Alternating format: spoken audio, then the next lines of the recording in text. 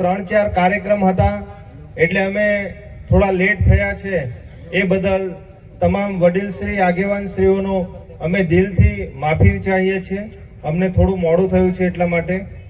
આપણે મિત્રો તમે જોતા હશો આપણા ડેડિયાપાડાના ધારાસભ્ય શ્રી ચૈતરભાઈ વસાવા, જેઓ હર હંમેશ પ્રજાના નાના મોટા પ્રશ્નો હોય, એ ઉમરગામથી અંબાજીના હોય કે સમગ્ર ગુજરાતના પ્રશ્નો એ હંમેશા ઉઠાવે છે. આજે આ ભારતીય જનતા પાર્ટીના નેતાઓ આજે તમે જ્યાં જ્યાં જોતા હશો ત્યાં આજે 182 ધારાસભ્યો છે, પણ તેમ છતાં પણ એ લોકો ફક્ત એક જ ધારાસભ્યનો વિરોધ કરે છે. જો છો ને, આ ચૈતરભાઈ વસાવા એ ઉમરગામથી અંબાજી હોય કે સમગ્ર ગુજરાતના દરેક સમાજના પ્રશ્નો ઉઠાવે છે, પણ આ ભાજપ અને કોંગ્રેસના પેટમાં તેલ રેડાઈ રહ્યું છે. એમને ગમતું નથી. આ ચૈતરભાઈ અહીંયા ગાડી કવાંટમાં આવે, છોટાઉદેપુરમાં આવે, દાહોદમાં જાય અથવા તો વ્યારામાં જાય, બારડોલીમાં જાય, એ લોકો એવું કહે છે ચૈતરભાઈ અમારા વિસ્તારમાં કેમ આવે છે? એવું કહે છે ને, ચૈતરભાઈ અમારા વિસ્તારમાં કેમ આવે છે? અરે ભાઈ, તમે તાલુકા પંચાયતના ચૂંટાયેલા પ્રતિનિધિઓ છો, તમે જિલ્લા પંચાયતના ચૂંટાયેલા પ્રતિનિધિઓ છો, તમે ધારાસભ્ય છો, તમે સાંસદ સભ્ય છો. તમે તમારા ચૂંટાયેલા વિસ્તારમાં તમે પ્રજાના કામ નથી કરતા. એટલે પ્રજાના પ્રશ્નો સાંભળવા માટે આ તમામ આદિવાસી જનતા અથવા તો સમગ્ર ગુજરાતની જનતા એ ચૈતરભાઈનો આગ્રહ કરે છે કે સાહેબ તમે અમારા વિસ્તારમાં આવો, તમે અમારા જે આ વર્ષો જૂના પડતર પ્રશ્નો છે એ પ્રશ્નો તમે વિધાનસભામાં ઉઠાવો. એના માટે આ તમામ જનતાઓ આજે જાગૃત થઈ અને આજે ચૈતરભાઈને દરેક વિસ્તારમાં એ કાર્યક્રમો માટે બોલાવે છે. પણ મિત્રો, આજે તમે હમણાં જોયું હશે અહીંયા ગાડી કવાંટમાં ગઈકાલે સાહેબશ્રીનો કાર્યક્રમ હતો. એના 4-5 દિવસ પહેલા ઘણા બધા નેતાઓ અહીંયા આપણા જિલ્લામાં આવીને ગયા ને. એ લોકો જ્યારે ચૂંટણીઓ આવે છે ત્યારે એ લોકો મોટા વાયદાઓ કરે છે, મોટા આશ્વાસનો આપે છે, મોટા તાઇફાઓ કરે છે, પણ જ્યારે ચૂંટણીઓ પતે છે એટલે એ પાછા કુવાના દેડકાની જેમ ગુફામાં ઘૂસી જાય છે. હમણાં ચૂંટણીઓ આવશે, જેવી રીતે ચોમાસામાં વરસાદ આવે છે એવી રીતે પહેલો, બીજો, ત્રીજો વરસાદ જે આવે એમાં કેવા પેલા ગુફામાંથી હમણાં દેડકા તમને કોઈ ખેતરમાં જોવા નહીં મળે, કોઈ ખાબુચિયામાં જોવા નહીં મળે, નાના મોટા પેલા ઝરણાઓ હશે ત્યાં પણ જોવા નહીં મળે. પણ જેવો પહેલો ને બીજો વરસાદ પડે એટલે એ દેડકા ગમે તેટલે ઊંડે હોય એ ત્યાંથી પણ નીકળીને એ લોકો બહાર આવી જાય છે ને. એ લોકો આખી રાત ગાંગરે છે. એવી જ રીતે આ ભાજપ અને કોંગ્રેસના નેતાઓ, આ લોકો વર્ષોથી, એ મામા ભાણિયાઓ વર્ષોથી જેવી ચૂંટણી આવે એવા ખાલી 2-4 મહિના પહેલા એ લોકો એક્ટિવ થાય અને પ્રજાની વચ્ચે જાય. એ મરણ જરણ હોય, લગ્ન પ્રસંગ હોય કે નાના મોટા ભાજપ કોંગ્રેસના કાર્યક્રમો હોય, એ ત્યારે જ તમને ઈદના ચાંદ જેવા એ લોકો દેખાય. અને જ્યારે આ ચૂંટણીઓ પતે ત્યાર પછી એ પાછા કુવાના દેડકા જેવા ઘૂસી જાય છે, તો 5-5 વર્ષ સુધી એ દેખાતા નથી.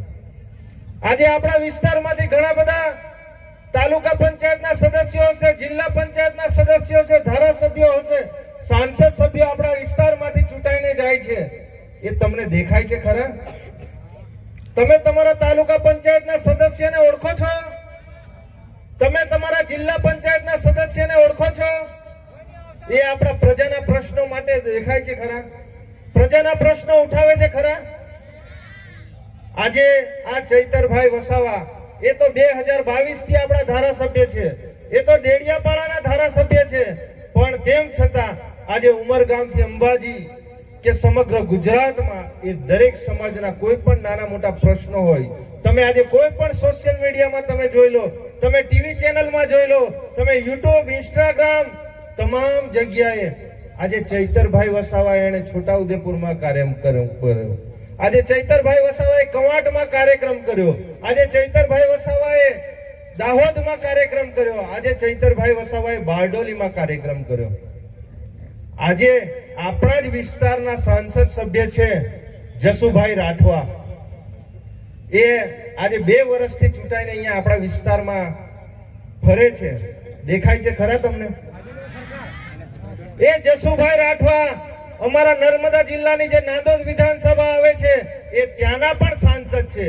એ જ્યારથી એ 2 વર્ષથી ચૂંટાઈને ગયા છે ને ત્યાં ગાડીની જનતા એમને દીવો લઈને હોધે છે, તેમ છતાં તે મળતા નથી. એમના અગાઉ ગીતાબેન રાઠવા હતા. એ ગીતાબેન રાઠવાએ 5 વર્ષ પૂરા કર્યા, પણ આ નર્મદા જિલ્લાના જે રાજપીપળા વિસ્તારના જે 2-5 કિલોમીટરના એરિયાના ગામો છે એ ગામોના નામ પણ નથી ઓળખતા.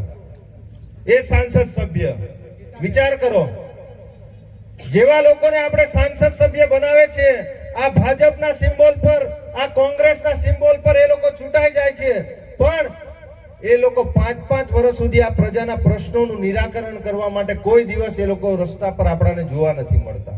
એટલે મિત્રો, આપણે બધાએ જાગવું પડશે આવનારા દિવસોમાં. આજે ચૈતરભાઈ એક જ વ્યક્તિ છે, એ સમગ્ર વિસ્તારમાં આપણા નાના મોટા પ્રશ્નો ઉઠાવે છે, એ વિધાનસભામાં અવાજ ઉઠાવે છે, એ જિલ્લા પ્રશાસન હોય કે સરકાર હોય, પોલીસ પ્રશાસન સામે એ અવાજ ઉઠાવે છે.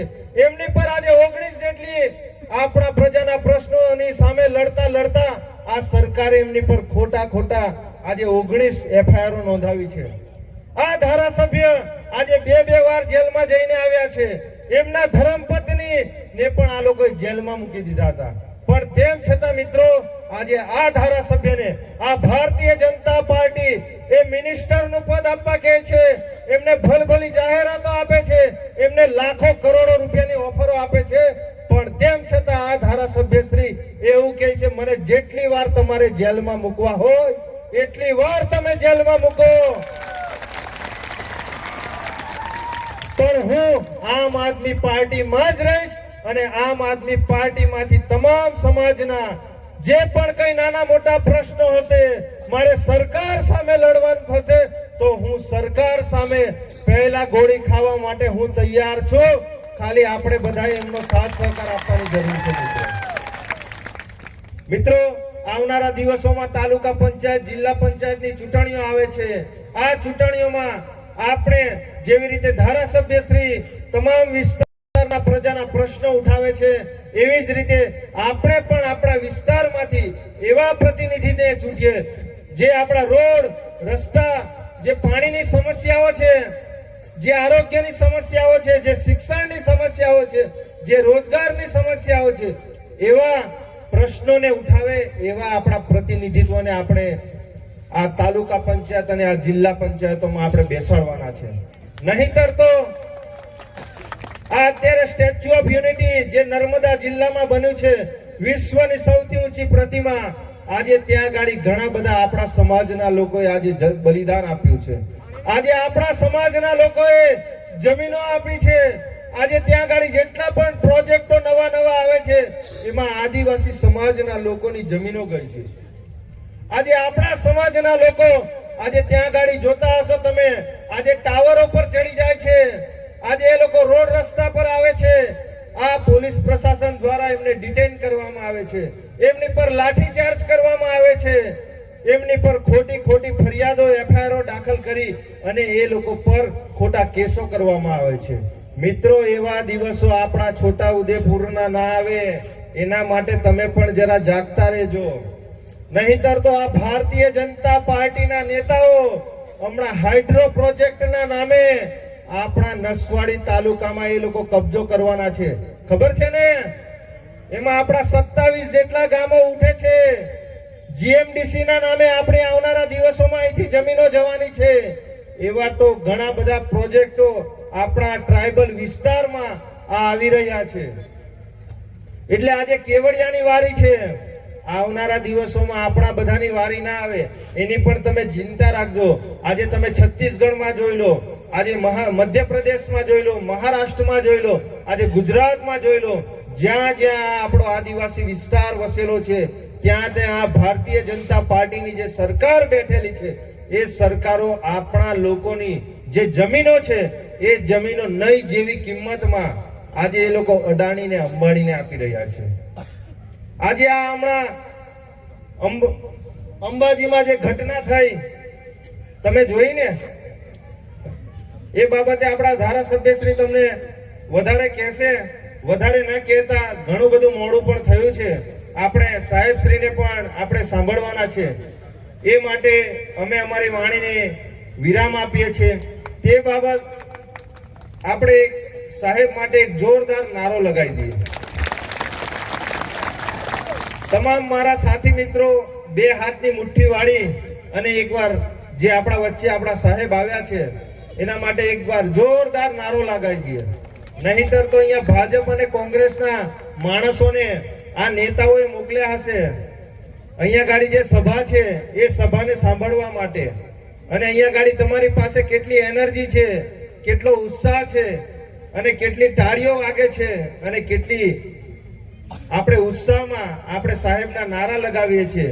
એ પણ આ બધા ભાજપના નેતાઓ રિપોર્ટિંગ માંગશે એમની પાસે. એટલે હવે આપણે બધા જાગ્યા છે. આપણે બધા પરિવર્તન તરફ આપણે જવાનું છે. તો આપણે બે હાથની મુઠ્ઠી વાળીને એક જોરદાર નારો લગાવી દઈએ.